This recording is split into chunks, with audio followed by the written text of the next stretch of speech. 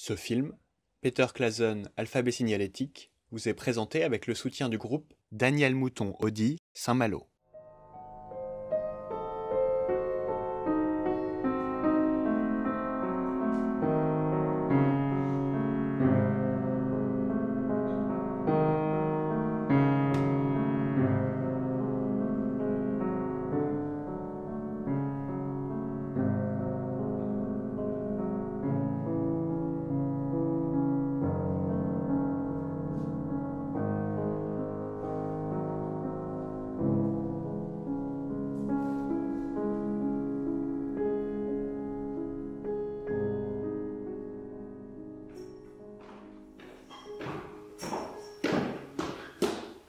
Sa fiche biographique pourrait peut-être suffire à tout.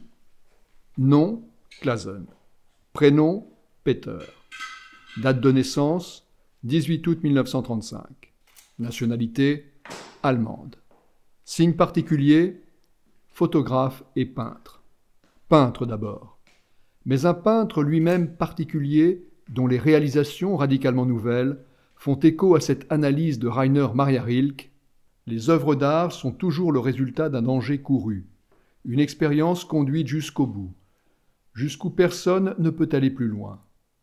Plus on va loin, plus le vécu devient singulier, personnel, unique, et l'œuvre d'art est enfin l'expression nécessaire, irrépressible, aussi définitive que possible, de cette singularité. Jetons le masque. À son corps défendant, Peter Clason a vu le jour au plus mauvais endroit, à la plus mauvaise époque. Pour résumer, le Reich, c'est-à-dire une course brutale, hallucinée, vers l'inhumanité. Comment, dans son propre pays, une pareille horreur, à Auschwitz, fut-elle pensable? Blessure d'autant plus insondable que l'intéressé avait grandi dans une famille cultivée, ouverte, avec un grand-père collectionneur et un oncle peintre, Karl Christian, qui suivit les cours d'un maître soi-disant dégénéré, l'immense Otto Dix. Puis, 5 ans, 6 ans, 7 ans durant, l'infernale démesure. Dans un monde réduit à la seule loi du talion, Peter Clason vit sa ville natale, Lübeck, s'écrouler sous les bombes en 1942. Il apprit la mort de son oncle, déchiqueté par une grenade à Königsberg, et la disparition de son père, dont il se rappelle encore l'ultime étreinte, l'infinie douceur sur le quai d'une gare. Cruauté à usage intime. C'est une banalité partagée par des millions de gens, en Allemagne et malheureusement partout ailleurs, souffla-t-il jadis. Cette cruauté décida de sa vie. Elle décida de son destin d'artiste.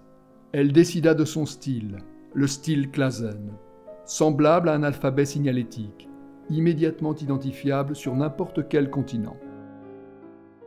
Ça, c'est un travail de longue haleine et d'obsession. C'est-à-dire, il y a quelque chose d'essentiel qu'il faut essayer d'élaborer pour sortir un langage qui est reconnaissable, qui t'appartient, et qui est un processus donc sur des années et des années qui finalement, tout qu'on fait, jamais terminé.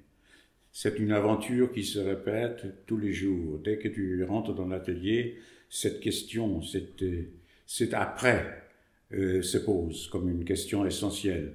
Et finalement, c'est ce qui fait un style, un langage qui se développe sur des années et devient ton identité, en quelque sorte. On connaît les éléments de son langage initié dès la fin de 1959, lorsqu'il s'installa rue Bonaparte, dans l'effervescence de Paris. Des hommes et des femmes traités selon un protocole clinique. Des gros plans, des déchirures, des fragments, des accessoires, des grilles, des bâches, des liens, des chaînes, des verrous, des panneaux, des pictogrammes, des manettes, des compteurs, des néons. Répétons-le.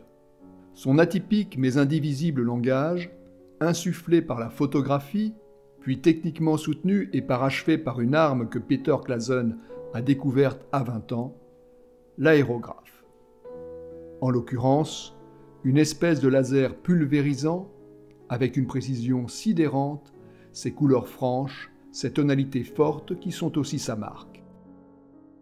il me faut des outils spécifiques, particuliers pour y parvenir. Et donc l'aérographe, cet instrument magique, ce pistolet, ce bistouré du chirurgien, avec le geste chirurgical, j'opère par rapport à la réalité que je capte à travers mon appareil de photo. Voilà l'histoire. L'aérographe est un instrument magique, parce qu'au fait, il permet de faire la peinture sans toucher la toile. Ça, c'est une fascination extraordinaire. Il y a plus fascinant encore.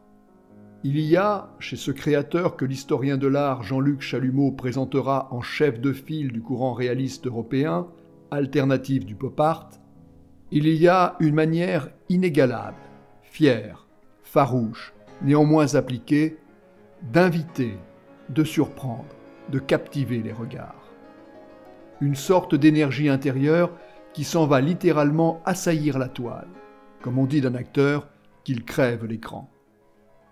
Mais au long de sa trépidante existence d'artiste, en compagnie de son épouse Claudine Delhem, Peter Clasen ne doit-il pas être admiré, effectivement, comme un acteur de son temps, comme un phénomène dont les œuvres, formellement iconiques, sont accrochées dans 80 musées sur la Terre? Parce que telle est, en dernier lieu, l'ambition de ce globe-trotteur inlassable. Traduire en un récit universel ces inapaisées, ces inapaisables angoisses. Affirmer que les machines, le capitalisme, les publicités, les sigles, les objets annoncent de nouveaux totalitarismes.